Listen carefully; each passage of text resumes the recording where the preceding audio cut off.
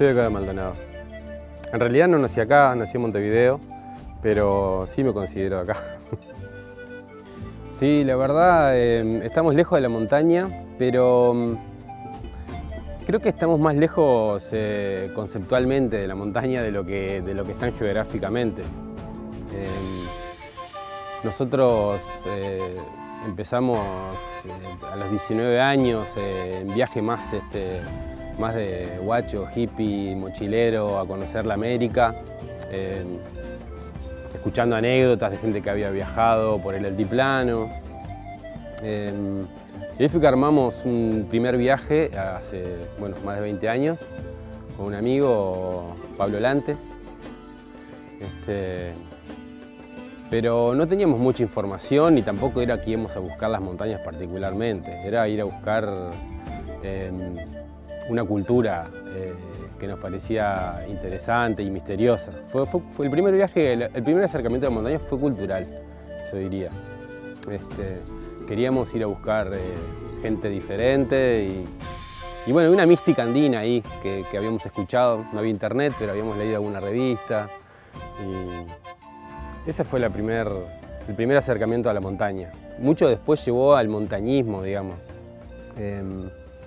como disciplina técnica, exploratoria. Fue bien paulatino, fueron un par de décadas de ir de a poco. Cuando me refería que estamos lejos de la montaña culturalmente, porque entiendo, por ejemplo, que en Buenos Aires hay clubes de andinismo, ¿no? Que estamos, Buenos Aires y Montevideo, podríamos decir que es lo mismo, geográficamente hablando. Pero sin embargo consideramos que Uruguay no tiene nada que ver con las montañas. Y bueno, sí, no hay montañas en Uruguay, pero ahora estamos a 2 horas, por ejemplo, de la cordillera, en realidad. A 2 horas estamos de la cordillera hoy por hoy. En un avión nos subimos en Montevideo y en 2 horas, en lo que tarda la COT en ir a Montevideo o Maldonado, estamos en la cordillera de los Andes. Entonces, ya no está tan lejos como antes, como cuando la primera vez que fui. Siento que están más cerca las montañas ahora. Viajar está más fácil.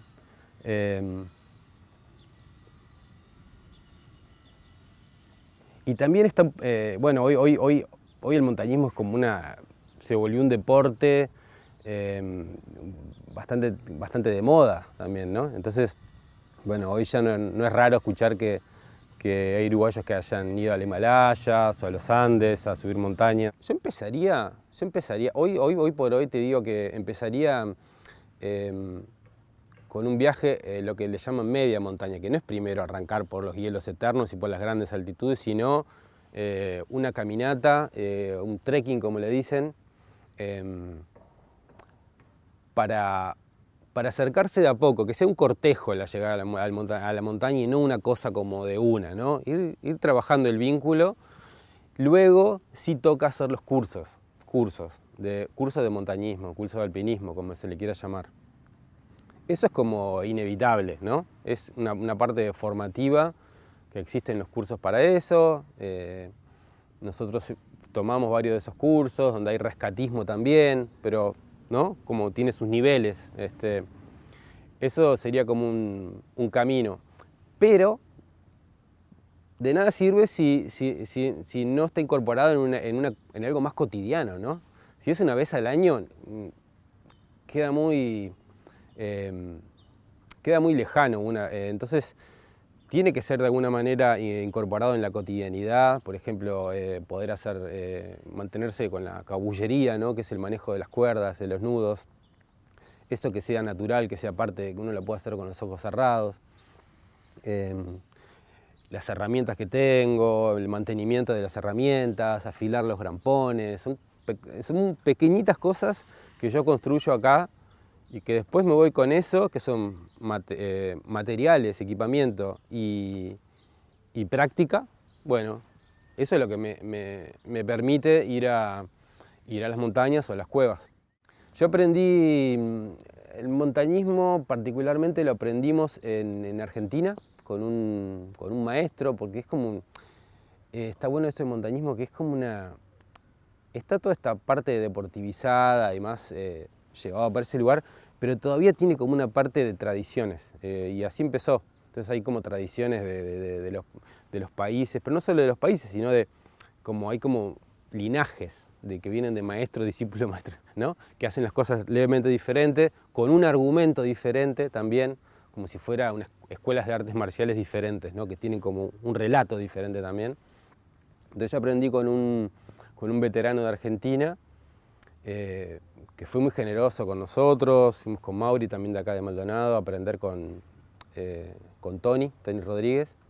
Y él fue como una persona que nos marcó bastante, y hasta hoy sigo en contacto con él y le consulto. Es como sigue siendo una persona de consulta.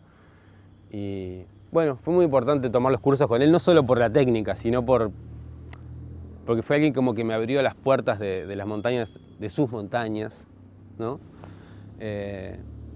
Y ahí me gustó la forma en que él veía las montañas, la forma en que él iba a las montañas.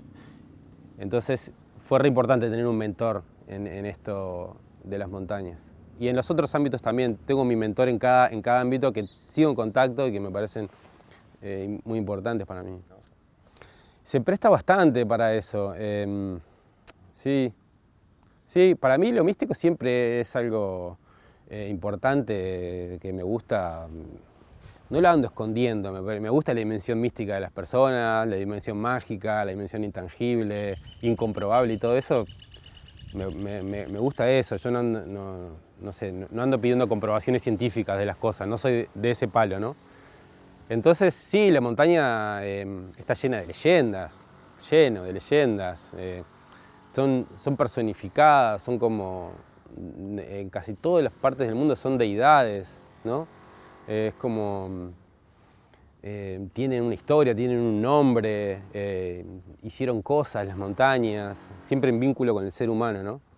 Entonces, claro, vos llegás a una montaña, llegás a un accidente geográfico, pero también llegás a una deidad, al Cerro Verde de Potosí, sí.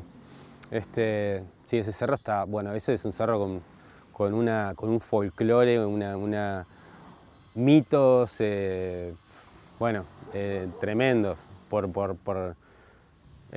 Ahí está lo subterráneo, ¿no? Los mitos del cerro son del mundo subterráneo.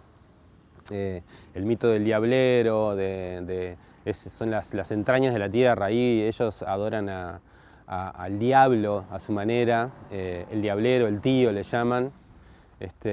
Y según te dicen ellos es porque, bueno, están más cerca de él que de Dios, que está afuera en el cielo, ¿no? Está muy lejos del cielo.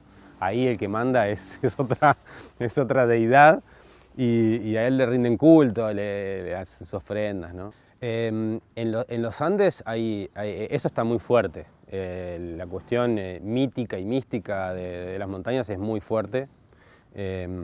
No sé cómo es en Europa, en Himalayas también lo es. Probablemente porque estén enmarcados en un entorno cultural que mantiene esas cosas, mantiene vivas esas historias, esos relatos, y no son del mundo académico, científico al que pertenecemos nosotros, entre comillas, ¿no? Entonces sí, si entras por esa vía, hay que atravesar siempre una comunidad, ¿no? Para llegar al pie de una montaña. Y bueno, a eso se le puede prestar más atención o menos, hay quienes pasan corriendo, pero bueno, a nosotros nos gusta quedarnos ahí unos días, de repente acampar cerca del pueblo, charlar con la gente, no como una forma de acceso, sino porque nos gusta también eso. Nada, es como te contaba, cómo empezamos, yendo a la montaña por su entorno cultural, sigue siendo también importante hoy en día. Sí, como decís, hay una tendencia en estos deportes que tenían una mística, o que la tienen, pero que la tenían más en sus comienzos, que ahora fue cambiando, no voy a decir que fue perdiendo, ¿no? Porque sí fue cambiando, en el que sí es como que se traslada las cosas, nuestras búsquedas cotidianas de nuestra sociedad, que son cuantitativas, son búsquedas cuantitativas, se trasladan a esos lugares lejanos y remotos que son las montañas. En materia de cuántos metros tiene, cuánto desniveliza, en qué tiempo, hubo alguien que lo hizo más rápido, yo soy el primero, soy el segundo, nunca nadie lo hizo de esta manera, voy a ser el primero que lo hizo solo, de noche. Es como que siempre empieza, a veces lo llamo yo la deportivización del montañismo y de estas. Y lo que pasa es que creo que hay montañas que las más difíciles de subir hoy no son conocidas, son picos de repente en el Ártico, pero son desafíos que la gente elite en esto, que no es mi caso, está buscando desafíos, pero que tienen que ver que están muy lejos de la civilización, muy lejos llegar, la aproximación es toda una aventura en sí, están alejados, el frío es extremo, no hay conocimiento del lugar. Ahora se está como en el mundo del alpinismo es un pequeño mundo, no el montañismo más masificado, sino que también existe ese nicho. Bueno, buscan desafíos que no necesariamente es la más alta es el Everest, y al Everest va gente todos los años que no es montañista. La montaña más alta del mundo la sube gente que no es montañista, eso es importante. Entonces no es que la altitud es lo que más se busca, porque no hay una más alta que el Everest, y los montañistas que yo conozco no van al Everest, porque ahí te encontrás con una masificación y una urbanización y una vida de lujos que se aleja bastante de lo que a algunos nos gusta de la montaña, ¿no? Entonces no va por la altitud, va a veces porque sean lugares desconocidos. La pendiente, por supuesto, que sea la parte técnica, ahí ya reduce mucho el panorama de quiénes pueden ir y quiénes no. Es tan fuerte el negocio del turismo de alta montaña que se volcaron muchos recursos. Entonces, pueblos enteros trabajan y montan cuerdas fijas de abajo hasta arriba para que los turistas vayan enganchados. Hay que estar fuertes, pero turistas en fin. Entonces ahí van los sherpas y llevan su oxígeno y bajan la basura, y entonces, claro, se paga muchísimo dinero. Entonces, bueno, a fuerza de recursos humanos y materiales, se acercaron montañas que antes estaban, era para un puñadito muy pequeño de personas. Ahora ya no es así. Sí, totalmente de acuerdo contigo. Sí, es verdad eso, hay como un encuentro de ideas ahí, y me ha pasado me ha pasado de encontrarme en un relato y después digo, pará, pero es verdad, la gente merece poder tener la oportunidad de conocer un lugar así. Si yo considero que me hace bien y que es espectacular, de alguna manera, trascendental de alguna manera, bueno, sí, debería deseárselo a todo el mundo. Sí, obvio. Están esas contradicciones.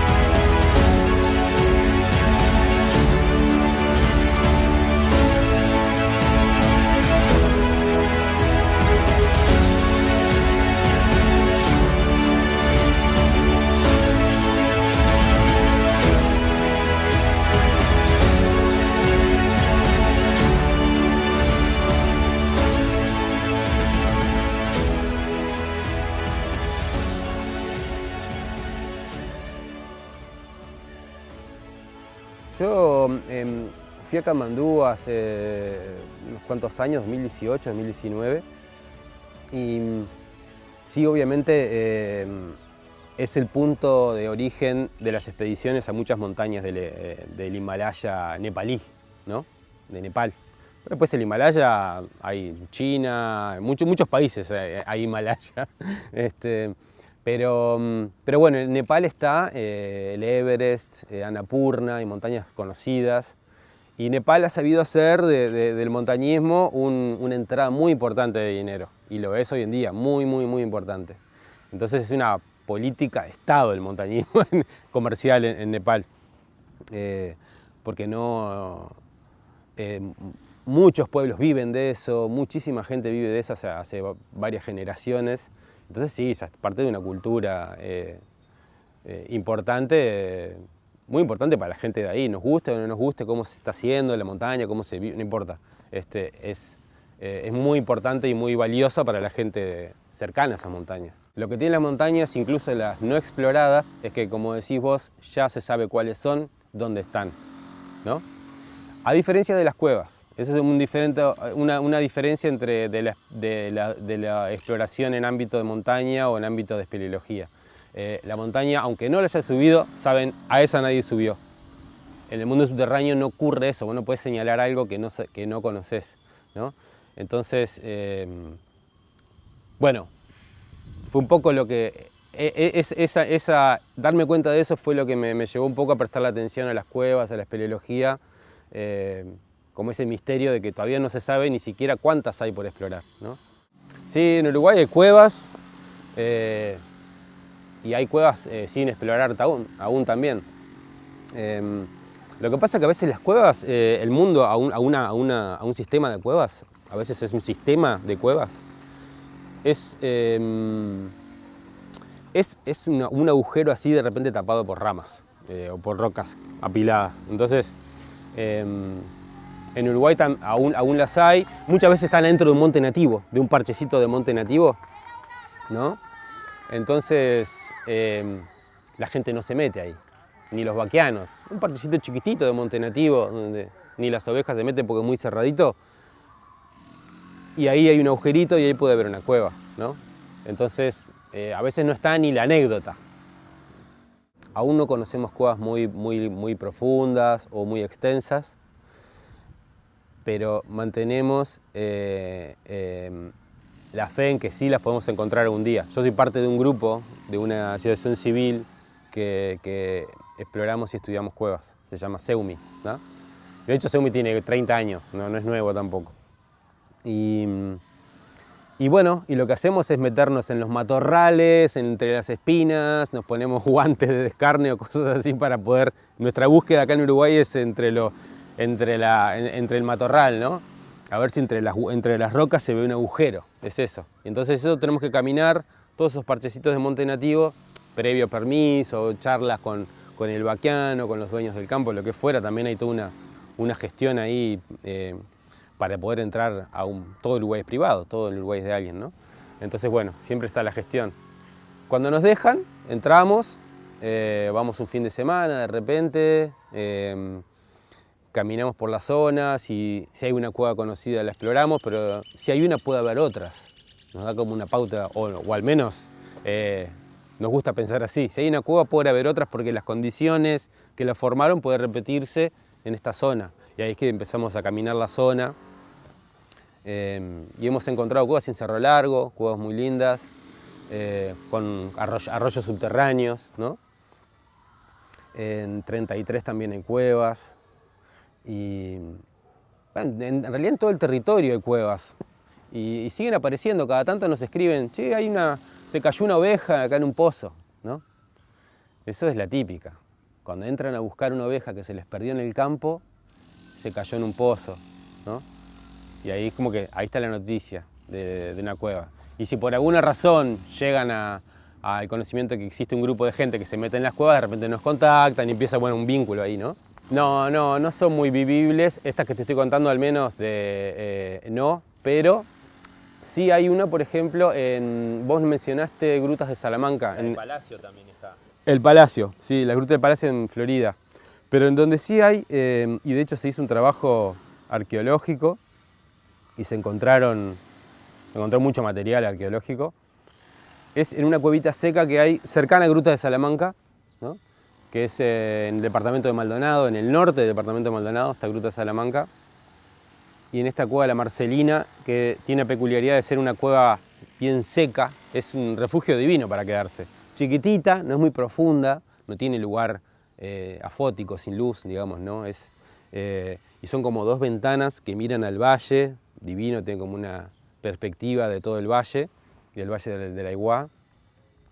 Y es seca, es un lugar donde se puede vivir, ¿no? Si estuviera llena de guano o... ya no creo ni que a un ser humano, no importa la época, hubiera querido habitar ese lugar. No es higiénico, puede ser insalubre también. Entonces, bueno, el ser humano siempre eligió buenos lugares para vivir. Pero sí se han encontrado restos de población temprana, como le dicen, ¿no? en esas cuevas. Está bien tenerle miedo a un agujero en el piso donde no se sabe qué hay. Está bien tenerle miedo a la altura, a la verticalidad. Está bien tenerle miedo a estar lejos de la civilización. Es súper sano. Esos miedos son súper sanos. En realidad, si alguien no tuviera... Yo a veces doy talleres de rappel, ¿no? Que es la técnica de la verticalidad de la cuerda, ¿no?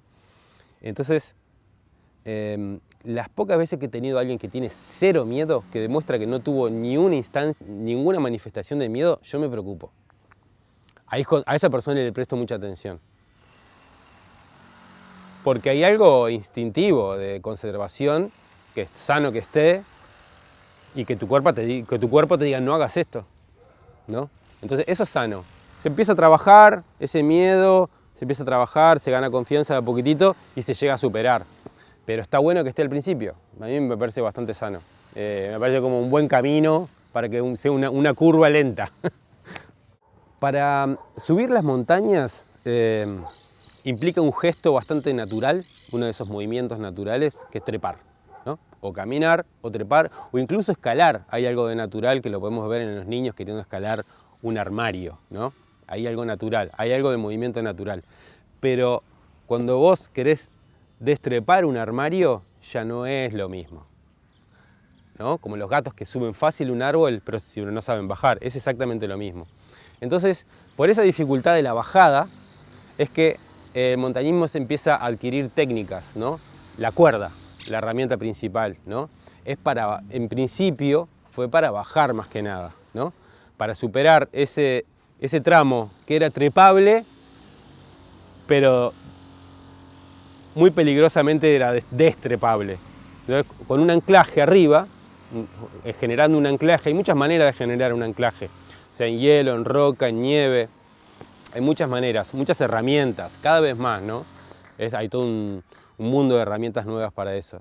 Pero bueno, es gestionar un anclaje, un punto donde yo me voy a colgar, ¿no? Eso es importante y es una parte de técnica muy importante porque es literalmente de donde todo pende, ¿no? Entonces el anclaje, cómo genero un anclaje es como medio central en todo esto. Es medio importante. Las cuerdas son como la herramienta, y si tuviera que decir algo, poner un símbolo, un sello de todas estas actividades, es la cuerda. Una cuerda, ¿viste? La cuerda es todo, es cómo nos atamos en la montaña, vamos vinculados, de dónde nos colgamos, a veces una cuerda de 10 milímetros, no más de eso, a veces menos, de 10 milímetros, 9. Entonces hay una confianza enorme en ese textil, ¿no? Que parece débil, pero son fuertísimas. Sí, yo trabajé hace muchos años y el trabajo en altura, en construcción e industria, sale del alpinismo. Todo viene de del mismo origen, sale de ahí, son las mismas cuerdas, los mismos mosquetones, pequeñas diferencias en el arnés y en alguna técnica, pero es todo el mismo origen, todo sale del alpinismo.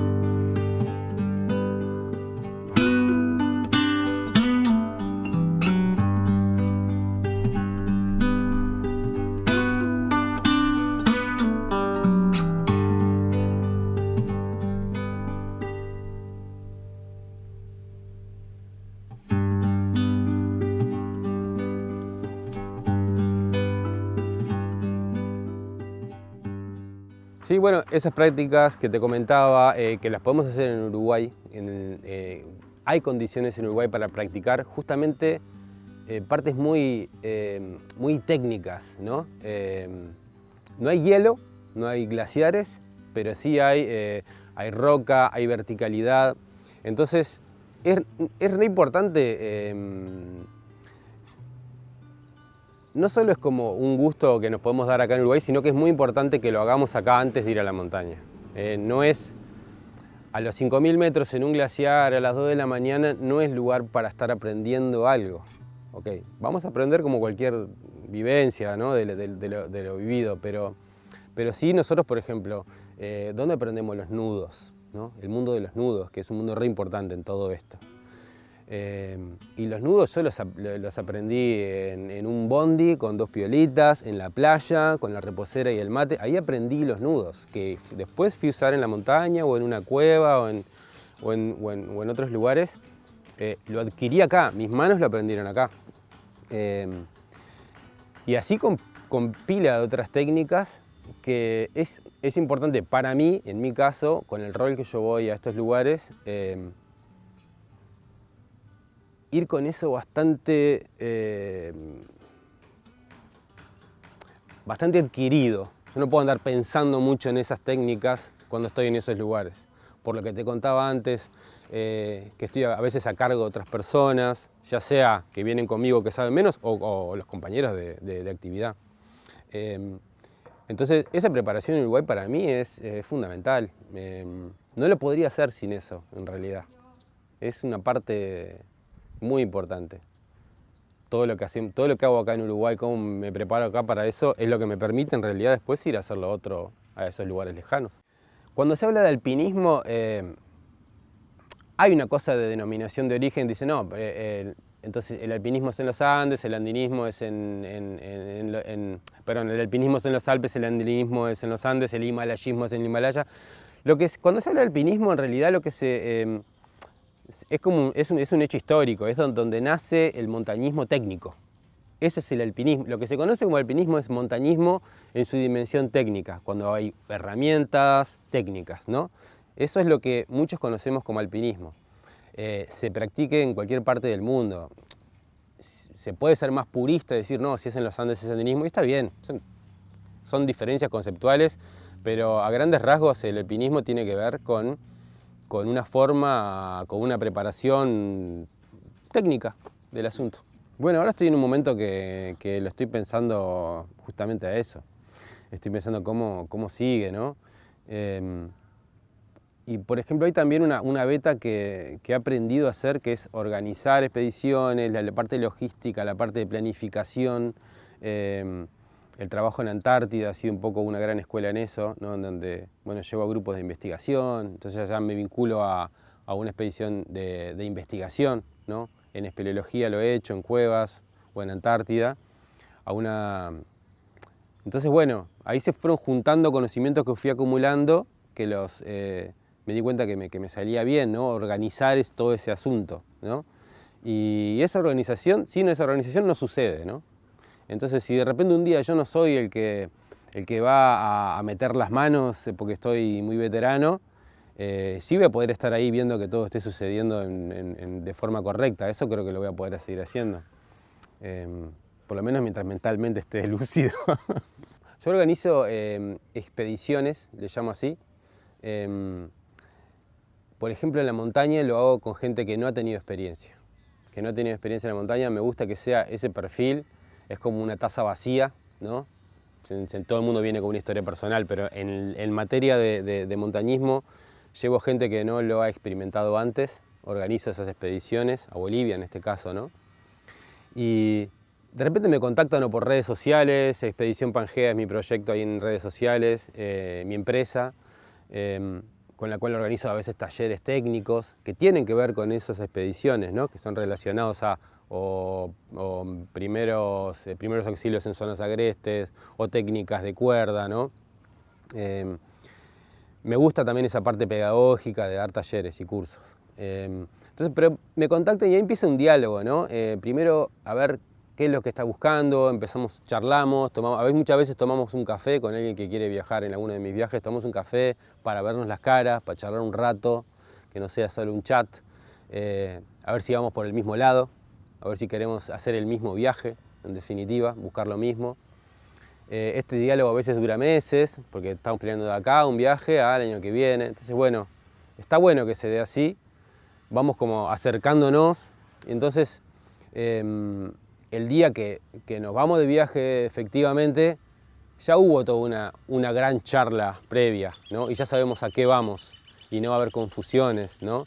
Qué es lo que a mí me gusta ofrecer, qué es lo que me gusta disponer de la montaña, se pueden hacer muchas cosas en la montaña, qué es lo que a mí me gusta hacer, cómo, y si llegamos a ese acuerdo viajamos juntos en grupos pequeños, ¿no? Eso lo hago tanto en la montaña como en la selva también, o actualmente, ¿no?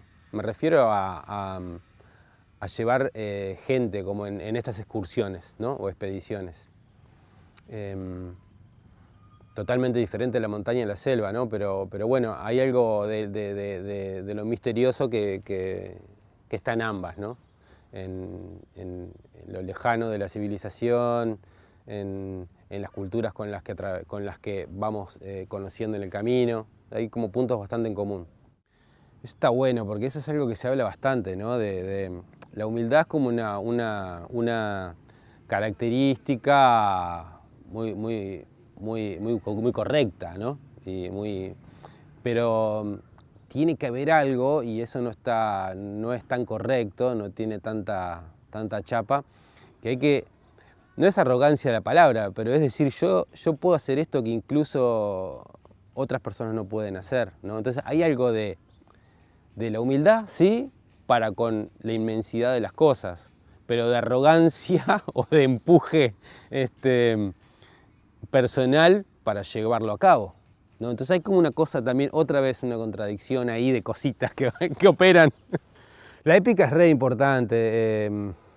Esto me lo decía mi mentor de montaña, que era muy honesto en sus cosas que decía, ¿no? Nos andaba adornando mucho las cosas, y él decía que hay algo como en el reconocimiento social, que incluso a las personas que dicen no buscarlo, si les llega en algún momento lo utilizan, ¿no?